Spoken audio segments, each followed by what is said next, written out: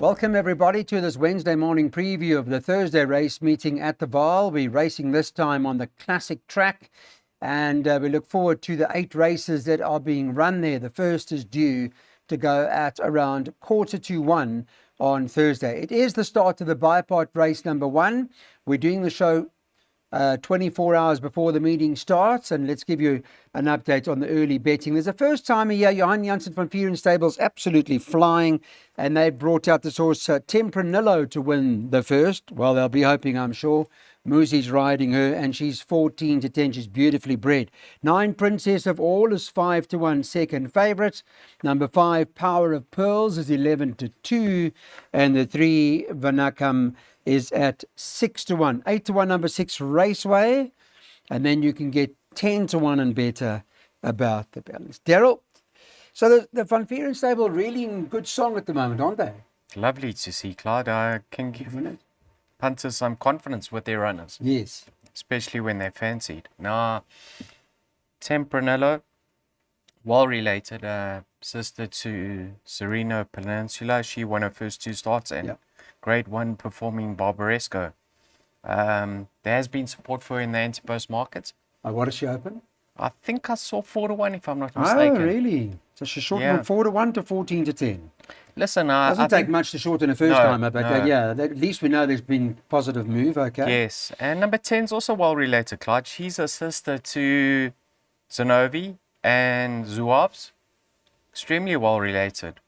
Of the race runners, now it is the opening leg of the Papa, and I can afford to only go with race runners because the first race runner qualifies. Vanakam.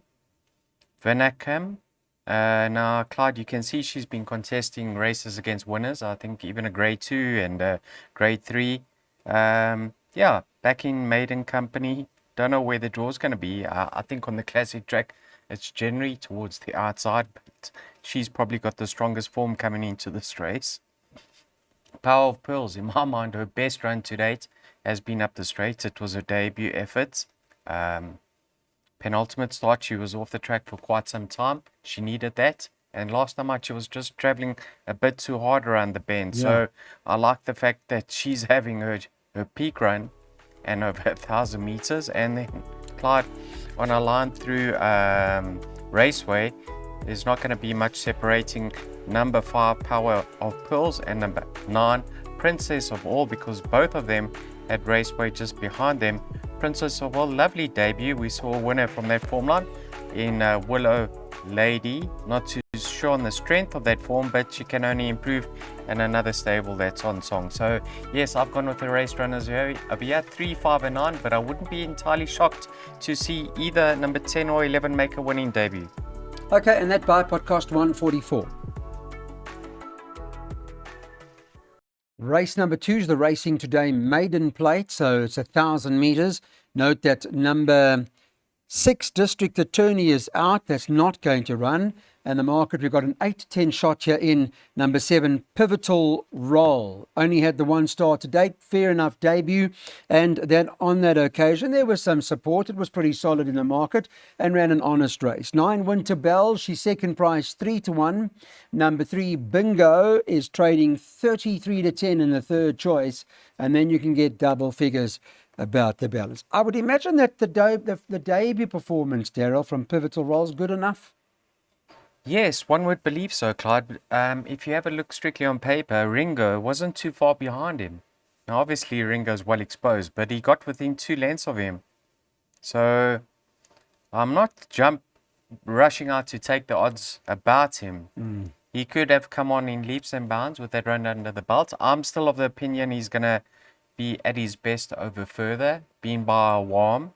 So if it was a 1,200, I would have been much more bullish, but it remains 1,000 meters. Now, we know that No Pratier, who beat him, was fancied to kill on that occasion. Let's see how he goes. Obviously, he's a brother to the Grade 1 winning Princess Kala, so he's extremely well related. I think Mr. Werner's other horse in number 9, Winter Bell, must be a huge runner. She, in her form lines, hasn't been striding out in her last 2 starts. That is of concern. However, the sting is out the ground, and maybe that can assist her. Have a look at the weight she's set to carry, 52.5. She is in receipts, Clyde, of 6.5 kilograms. And in my mind, she's better distance suited than what the favorite is. I'm not looking past those two. I do believe they'll fight it out. Obviously, Bingo has to be a trifecta inclusion. But yes, I actually think this filly will give the favorite a run for his money. Okay, so both are going into the place accumulator. Let's put that PA up and have a look. We're going 7 and 9 in the first leg, taken down or scan away, and that cost 192.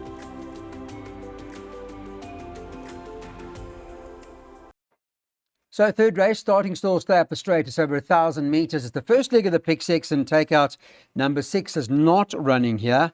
The favourite is number 5, Inafix, who's been priced up on Wednesday morning at 28 to 10. Number 3, Windsor Silk, second choice 3 to 1, with number 8, His Lordship, also 3 to 1. Number 2, One Tiger, 4 to 1. And number, the 7, In the Ether, is 5 to 1. We may as well mention them. 4 in Kunda Gold, 10s. And then 25 to 1 about the One Tiger Storm, and the 9 Pacific is a 40 to 1 shot. So all runners quoted in the betting. I don't know, tricky sort of race for me, I think. Not particularly keen on anything, really. I mean, this is my only bank on the card. Oh, is it? Which one? You're coming to find me now. Sorry, man. Okay, what? The 5-year-old gelding. Number 8, His Lordship. I think he's teed up for this. That? Yes, he's teed up for this race, Clyde. Okay, nice. Let's start with the favourite, Inafix. Yes. Not like Mr. Binder to rest a horse for 4 odd months. Yeah. A 5-year-old. Oh, he's a 5-year-old now. For 4 months, Clyde. So in the back of my mind, I think maybe he didn't pull up the best from his last victory. He's lacking racing fitness. Yeah. So I'm willing to take him on with a horse that's at his peak now. In His Lordship, he's having his third run off the rest. Last time out, tried the 1200 around the bend, far from disgraced. In that race was a horse called Spy Story. And he came out indirectly and ran a lovely second behind the well above average filly in Stormy Day over the weekend. Clyde, have a look at his rating. He's down from a 74 to a 68, and look who's riding him. Now, won't Trent's confidence be up after his double? Yeah, a very good week. So, drawn on the right side. I love his chances. The danger I make is number 2, One Tiger. And have a look at them on form. They've met in the past. He's beaten One Tiger and he's 4 kgs better off. So, surely he has to confirm that form with One Tiger. Okay. Thereafter, Kundla Gold had excuses. In the Ether, we know what she's about. Yeah, Clyde. Right. Windsor Silk, I'm not a fan of that form line. I know that Paradise Way did win from there, but I'm not a fan of her form. Yet, she can improve. Let's see how she goes. Drawn towards the inside. For me, Clyde, it's a case of banker His Lordship or back him up with a horse that he's got held in number 2, One Tiger. Okay, interesting. Daryl's all in. His Lordship in the pick 6. Yeah, so there are lots of features coming up, but don't forget the Betway Joburg Spring Challenge this weekend at Turfentine, and then we look forward to the Allied Steel Road Charity Mile the first weekend, or at the end of October, beginning November. That's going to be a good one for us, and that's on the 1st of November. So this fourth race, the first leg of the jackpots over the mile. It'll be on the classic, so you go around the turn.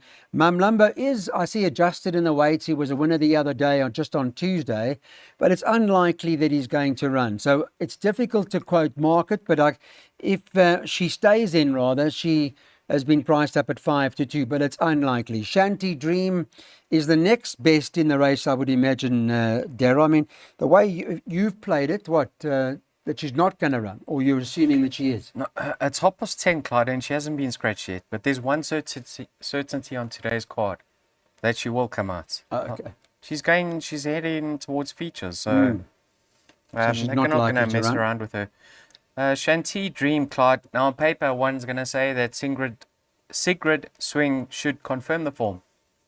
She beat her by a neck, and she's better off at the weights by 0.5 kilogram. But that's not going to be the case, Clyde. Shanty Dream's only having a 4th start. Sigrid Swing's a 5-year-old mare. Who's got the most scope for improvement? Number 6, Shanty Dream. So I think she was green when she hit the front last time out.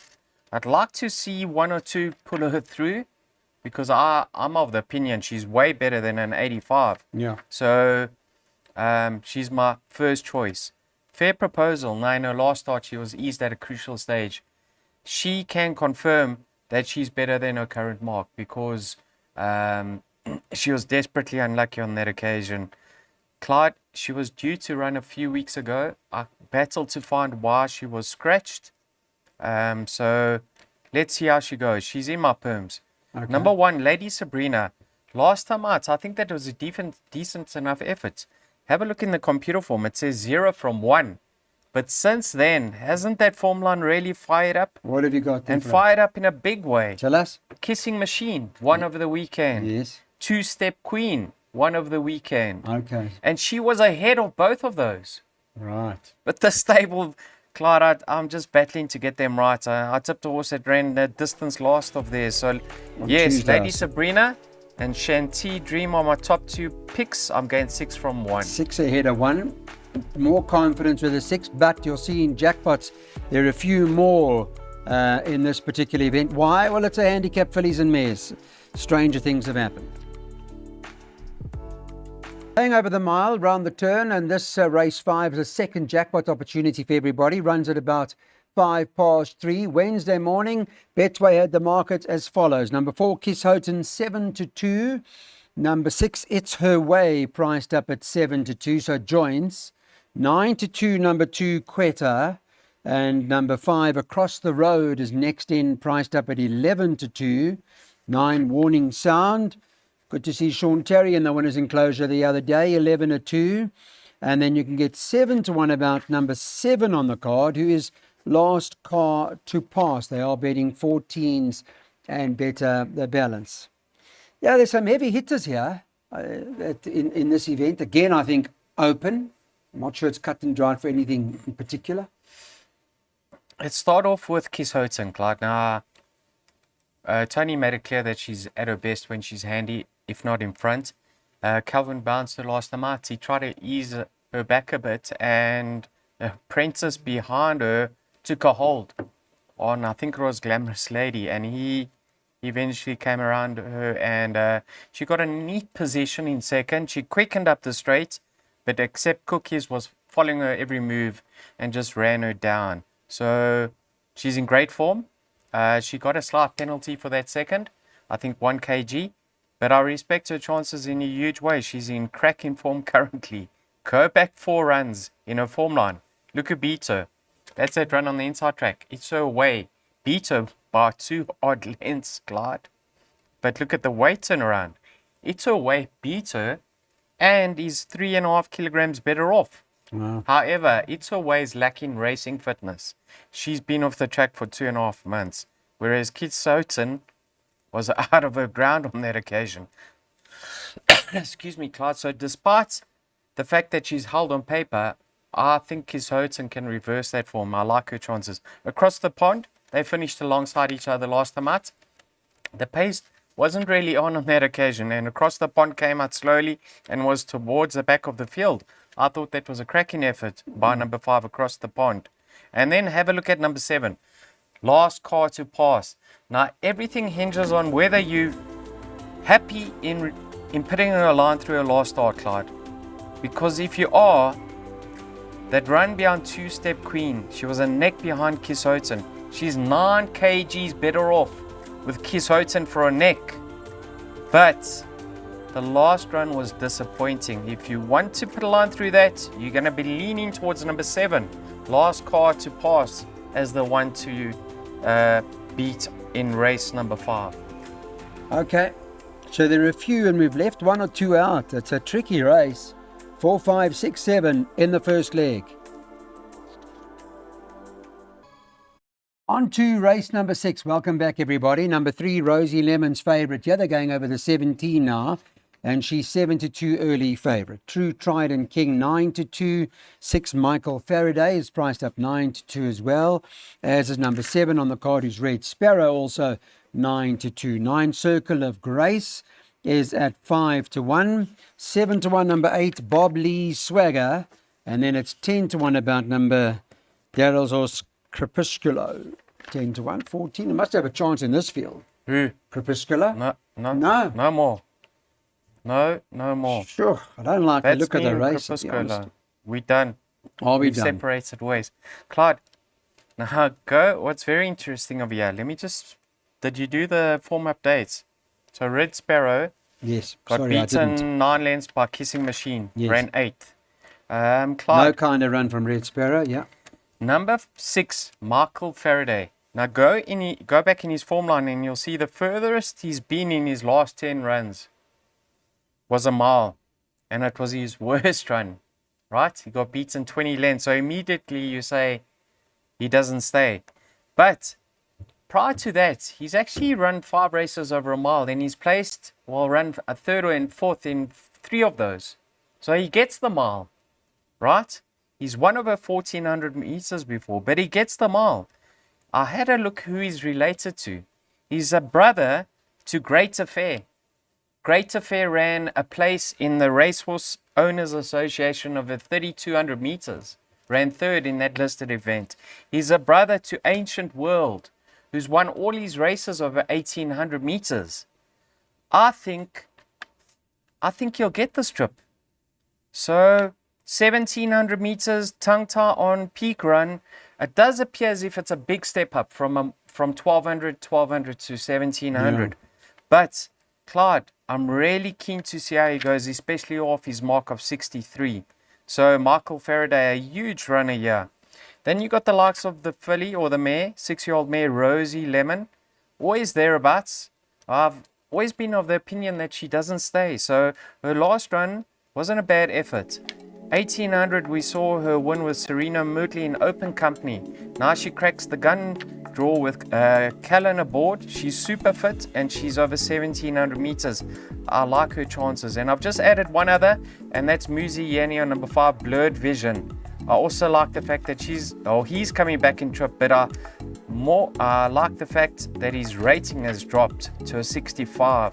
I think he has to be competitive off that sort of mark. You can see prior to his last start, where he's out of his ground, he finished relatively close up with a 71, 6 pounds lower now. So he forms part of my play.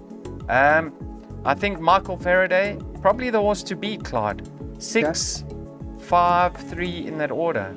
All right. Well, the market's thinking the same as Daryl, because they've got him relatively short in at 9 to 2 at the moment in what appears to be in an E division handicap, a race that, to be quite honest, anything can win. There's Daryl's recommended double, going races 6 and 7. Back, welcome. Thank you for joining us for the Betway Summer Cup 29 November. That's the reminder as to when our richest race in South Africa takes place. This particular event we're referring to now is a middle stakes over 1,800 meters, should run at about 20 past 4. It's probably the most interesting race on the card because Lucha Verde and the Ultimate King renew rivalry. Let's take a look at what Betway are thinking in terms of market. To the Ultimate King, 18 to 10 to win for Lucha Verde.